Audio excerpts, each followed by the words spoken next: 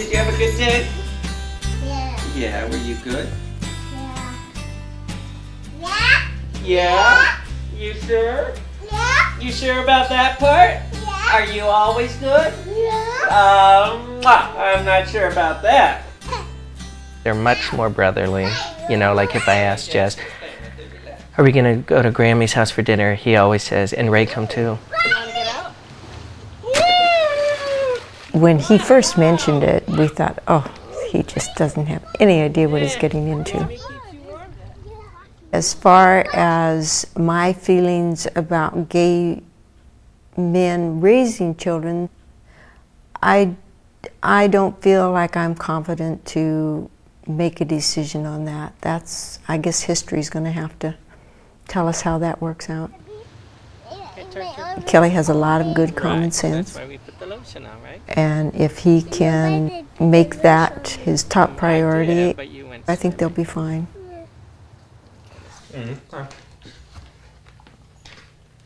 Being a parent and being single, I feel a lot more alone. You know, you do all this, and then you go to bed by yourself every night, and you get up by yourself every morning. Jesse, wipe your hands off. And it's not sex, it's just sort of someone holding you and saying, no, you're doing okay, or it's lonely.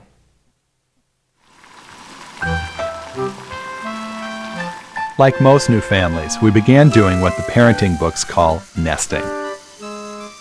Relatives called all the time just to check in, and people we hadn't seen in months appeared on our doorstep when they heard the news. Everyone was curious to see if two gay men could take care of a baby. Probably not even supposed to talk about this, but as you can see, this is the cat climbing into Zachary's crib, which doesn't look very much like most cribs do, and that is because Zachary sleeps in our bed. We realized very quickly that if you held him and brought him into bed with us, that he would fall right to sleep, and we later found out that the foster mother also always let him sleep with her.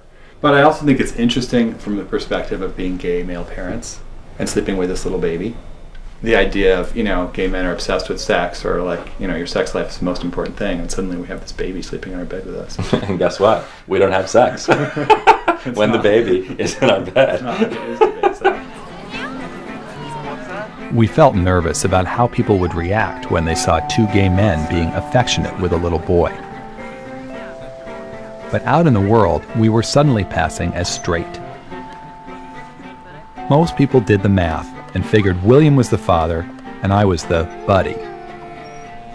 We found ourselves constantly coming out about our family to inquisitive strangers. I wanted to go back to where people understood me.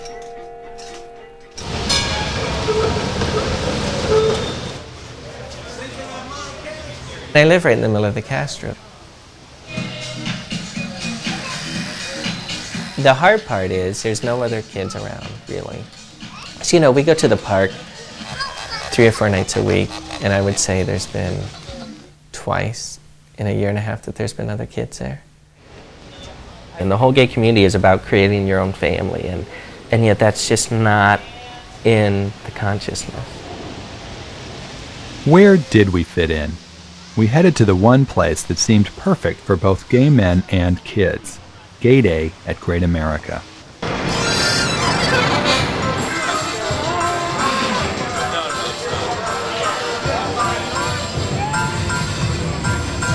Kidsville is closed.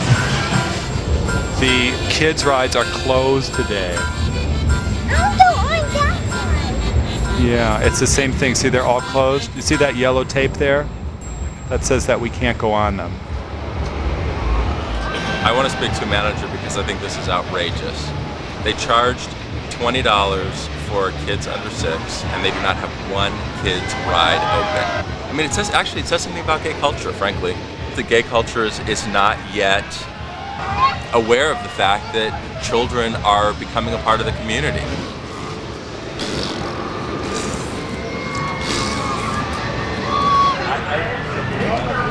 After the amusement park disaster, we decided to try our luck at a Father's Day picnic that was just for gay dads. It's ranch style. Ranch style. I knew it. It is Suburban Ranch. 1, 2, 3 Volvo stations.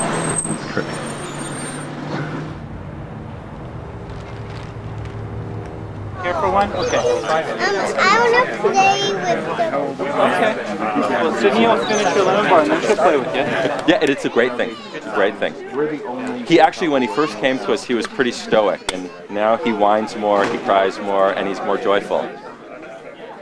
As we swapped daycare and car seat stories with the other dads, I looked around. Were we mimicking straight people, trying to prove that we could be good parents too?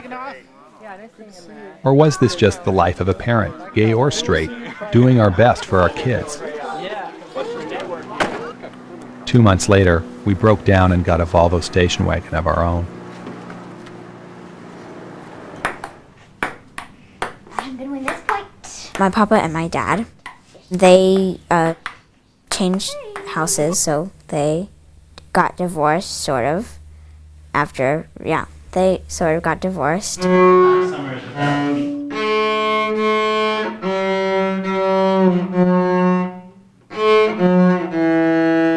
The split up between Jim and myself happened about 3 years ago. In part, I think our relationship had suffered maybe because, like many married couples with children, our energy had gone very much into raising this child. And I think we were not really good at acknowledging what was changing in our relationship. It was, gut-wrenching, and it was really difficult. And, we'd been together for over 13 years. Well, when I remind myself that they were once together, I want them to be back. One of my dads has a new boyfriend now, Vince, and he's really fun to play with.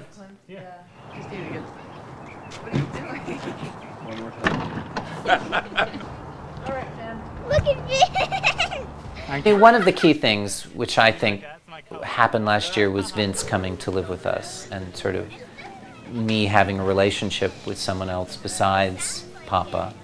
And those were big issues for Fanny.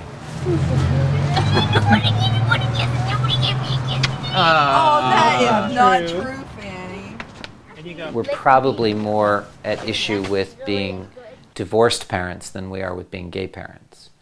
I think the gay part of it is really not a big deal, but being divorced is a huge deal, and that's something, that she has to deal with. Hey. Hi, sweetie. How are you? How are you? Gil's been my partner now for almost 2 years. We've basically created our own family. In a way, it's a very strong bond because of the fact that you're all together by choice. Dear Lord, we thank you for this day. We thank you for the many blessings that we have every day in our lives. We thank you for our life here together, for our health, and the love that we share as a family. Dig in. When people ask, well, who are you? Are you Oscar's dad? I say yes, because I feel like I am, and he thinks that I am, and everybody else sees that we have that kind of a relationship. But legally, on paper, we don't. Well, the current legal status for gay people wanting to adopt in Florida is really simple. They can't. The adoption ban started back in the 70s when Anita Bryant and Jerry Falwell started the Save Our Children campaign. I have been blacklisted for exercising the right of a mother to defend her children and all children against their being recruited by homosexuals. There was a lot of reactive legislation put into place, including banning adoption on behalf of gays and lesbians. About a year and a half ago, I was contacted by someone in the ACLU who said we're getting a lawsuit together of people in similar situations as yours who are interested in adopting children. Would you be interested in joining such a lawsuit? I said, by all means, count me in. From the bottom. What we're really hoping to win with this case is simply the right to be judged on our merits as parents. I'm looking forward to it tremendously. I really want that opportunity to present myself and my relationship to the legal process and say, look, this is a father and son relationship. Tell me it's not.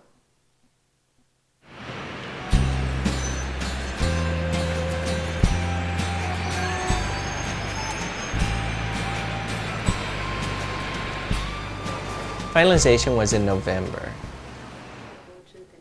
You know, you go into court and the judge asks you these questions. And I didn't think it would be any big deal, you know. But then when you're sitting there, like, you know, and she's like, you know, you can't change your mind now, and these are your kids forever. And I told my mom later, you know, it's one thing saying I won't give them up, but it's something else saying I can't anymore, you know.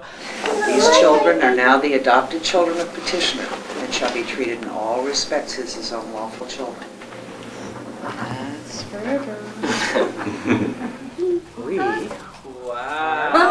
giving away teddy bears to remember this day by. Okay? You're welcome. Hi, how are you? Where's the other dad? Hi. The other day, Roger. Judge Craig said hi. Good to meet you. And over here is the little man, Zachary. Hi, Zachary. You say hi? Ever seen a guy in a black dress before? I'm Johnny's mom. I'm Susan. Hi, Simmons. nice to know you. Is this a special day for you? It's a very special day. As Zachary changed from baby to toddler, we wondered what kind of person he would grow into. It didn't take long before we got a sign.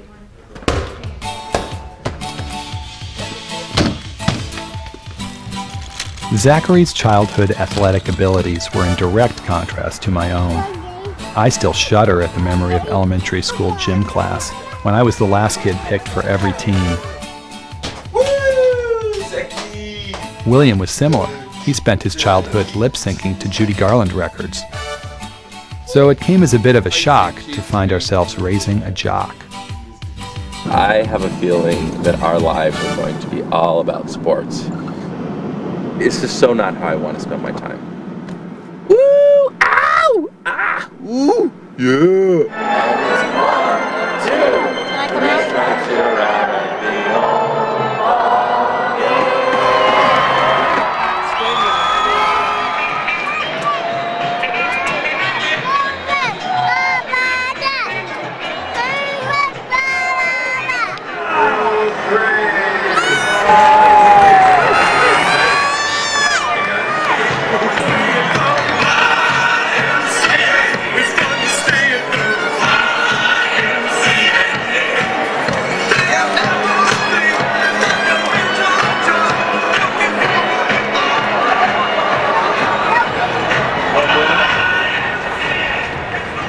People went out of their way to point out that Zach was 100% boy, but every once in a while he threw us a curveball.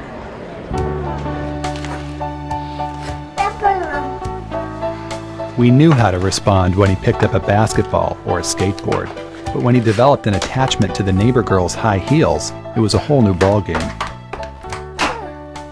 I've been sort of relieved that Zach is such a jock, because if he did more sort of traditionally feminine things, that people would